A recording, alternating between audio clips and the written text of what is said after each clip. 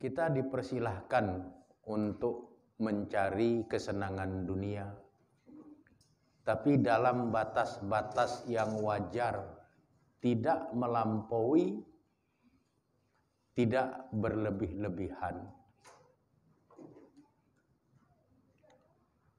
Kita diajarkan untuk menjalani kehidupan yang seimbang. Fid dunya hasanah wa fil akhirati hasanah.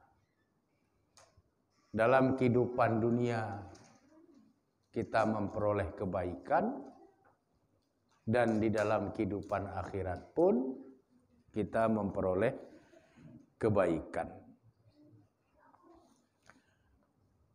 Di dalam hadis yang diriwayatkan oleh Imam Bukhari, pada suatu hari Rasulullah SAW menepuk-nepuk pundak dari Abdullah bin Umar, putra dari Sayyidina Umar bin Khattab. Sambil menepuk-nepuk pundak Abdullah bin Umar, Nabi bersabda, "Kun fid dunya ka'annaka gharibun."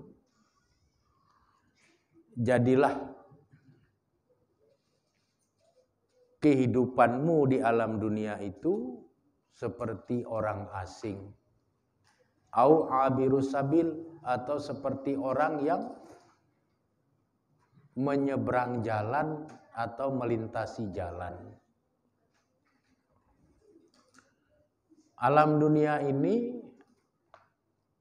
adalah wilayah perantauan.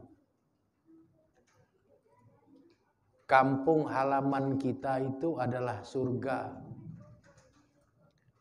Karena memang nenek moyang kita, Nabi Adam alaihissalam itu berasal dari sana. Jadi kita jangan terperdaya oleh keindahan-keindahan dan godaan-godaan duniawiyah, sehingga akhirnya kita mencintai keindahan-keindahan dan kenikmatan duniawiyah itu secara berlebihan, lalu akhirnya kita melupakan amal soleh, kita melupakan bahwa kita harus beribadah, kita harus mendekatkan diri kepada Allah sebagai bekal kita menjalani kehidupan di alam akhirat, sebagai bekal untuk bisa kita kembali ke kampung halaman kita. Tidak ada para perantau yang tidak merindukan kampung halamannya. Jadi alangkah lucunya kalau kita sebagai perantau di alam dunia ini kemudian terperdaya oleh keindahan-keindahan alam dunia yang sebenarnya itu adalah negeri perantauan. Apalagi kemudian sampai lupa dengan kampung halaman, sampai tidak paham bagaimana cara kembali ke kampung halaman. Padahal kampung halaman kita itu adalah surga. Dunia ini hanyalah tempat kita merantau. Kita ini gharib, kita ini orang asing di dunia ini. Karena memang asal muasal kita bukanlah dari alam dunia ini. Asal muasal kita itu dari surga. Surga itulah kampung halaman kita yang sesungguhnya. Sehingga Nabi sampai mengingatkan, kalaulah umatku itu sudah mengagungkan kehidupan dunianya, maka akan dicabutlah wibawa Islam dari diri mereka. Jadi kalau kita lihat kemunduran-kemunduran yang dirasakan oleh umat Islam, salah satu yang harus dievaluasi adalah jangan-jangan sudah terlalu banyak umat Islam yang berlebih-lebihan dalam mencintai dan menikmati keindahan-keindahan dunia ini, sehingga mereka tidak lagi beramal soleh untuk menjaga keseimbangan dalam kehidupan akhiratnya. Di dalam hadis riwayat Bukhari tadi, Nabi menyuruh menasihati secara khusus Abdullah bin Umar agar Abdullah bin Umar itu menjadikan kehidupannya di alam dunia ini sebagai seorang yang asing dan menjadikan kehidupan dunia ini seperti orang yang menyeberang jalan saja, seperti orang yang melintas, sekedar berlalu. Karena memang demikianlah realitas dari kehidupan di alam dunia ini. Sepopuler apapun kita di alam dunia ini, hanya sebentar orang mengingat kita. Begitu kita meninggal dunia, jangankan orang lain, sanak keluarga, karib kerabat pun terkadang melupakan kita. Jadi ini harus kita insafi. Sehingga kalau kita cermati penjelasan dari Abu Hurairah, pada saat Nabi menyampaikan hadis ini, wajah Nabi itu menggambarkan wajah penuh kekhawatiran. Nabi khawatir, jangan-jangan nanti banyak umatnya yang terjebak ke dalam pengagungan terhadap keindahan dan kesenangan duniawiyah. Lalu mereka kemudian melupakan persiapan-persiapan untuk bekal hidup di alam akhirat. Karena kalau itu terjadi, bukan hanya umat Islam yang kehilangan kewibawaan, tapi Islam pun akan kehilangan kewibawaannya. Sebab umat Islam itu adalah cerminan dari ajaran-ajaran Islam itu sendiri. Kemudian yang kedua, Nabi bersabda, wa iza tarakatil amra bil ma'rufi wan nahyal munkari hurimat barakahul wahyi. Artinya,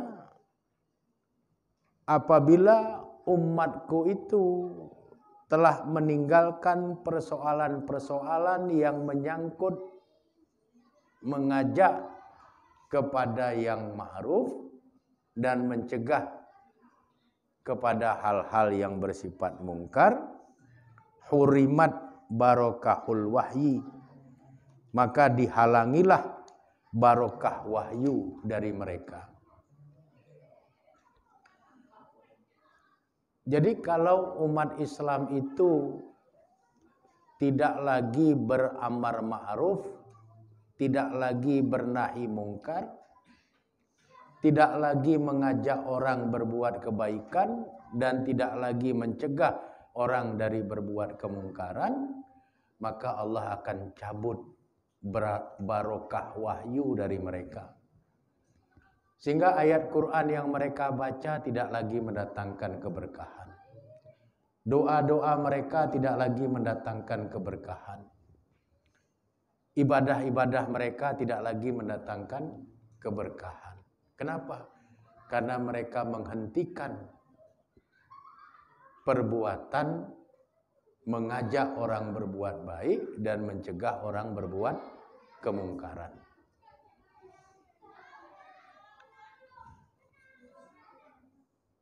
Kenapa orang enggan menyeru orang lain berbuat kebaikan dan enggan mencegah orang lain dari perbuatan mungkarnya? Karena banyak umat Islam itu sudah terjebak kepada kepentingan-kepentingan duniawiah mereka. Sehingga kalau kita membaca surat Ghafir, surat ke-40 ayat 39, Nabi Musa mengingatkan kepada kaumnya, "Ya qaumi, wahai kaumku, innama hazihil hayatud dunya mata'un." Adapun sesungguhnya kehidupan dunia ini hanyalah perhiasan semata. Hanyalah permainan semata. Hanyalah tipu daya semata. Hanyalah keindahan-keindahan dan kesenangan-kesenangan yang sebenarnya semua itu adalah semu. Semuanya adalah palsu. Wa innal akhirata, dan sesungguhnya kehidupan akhirat itu hiya darul qarar. Dia adalah negeri yang abadi. Dia kampung yang abadi. Jadi semua yang ada di alam dunia ini semu, palsu, tipu daya. Sehingga jangan sampai umat Islam itu terperdaya oleh kepalsuan-kepalsuan dunia, sehingga mereka larut dalam kehidupan kepalsuan dunia itu, lalu akhirnya mereka melupakan keseimbangan untuk kehidupan akhirat. Jadi kehidupan kita di alam dunia ini untuk beribadah. Nikmatilah kehidupan dunia ini sebagai bahagian dari ibadah. Seperlunya saja. Jangan berlebih-lebihan. Jangan sampai umat Islam itu terkena penyakit hubbud dunya wa kahriyatul maut. Mencintai dunia secara berlebih-lebihan dan kemudian membenci kematian. Padahal kematian itu kita suka atau kita benci sama saja. Kalau sudah tiba waktunya meninggal, ya meninggal. Suka atau tidak suka. Senang atau benci. Dan semua para nabi mengingatkan umatnya dengan kalimat yang hampir mirip seperti yang diingatkan oleh Nabi Musa kepada umatnya dalam surat Ghafir ayat 39 tadi. Innama hazihil hayatud dunya mata'un. Adapun sesungguhnya kehidupan dunia ini adalah tipu daya. Kesenangan yang memperdaya, kesenangan-kesenangan semu. Tapi apakah hamba-hamba Allah yang diingatkan itu lalu kemudian menerima peringatan-peringatan itu dengan baik? Nyatanya lebih banyak yang tidak menerima, lebih banyak yang suka diperdaya oleh kesemuan kesenangan kehidupan dunia itu. Dan ini diungkapkan oleh Allah di dalam surat Ghafir ayat yang ke-37. Pada saat Allah bercerita tentang Fir'aun. Wa kazalika, dan demikianlah zuyyina li fir'auna, dijadikan bagi Fir'aun itu su'u alaihi, ya, rasa indah atas perbuatan-perbuatan buruknya, wasudda anis sabil, dan tertutuplah dari dirinya jalan kebenaran itu.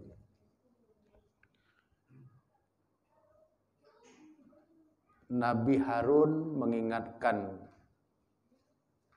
umat Bani Israel, termasuk mengingatkan Fir'aun, mengingatkan Haman.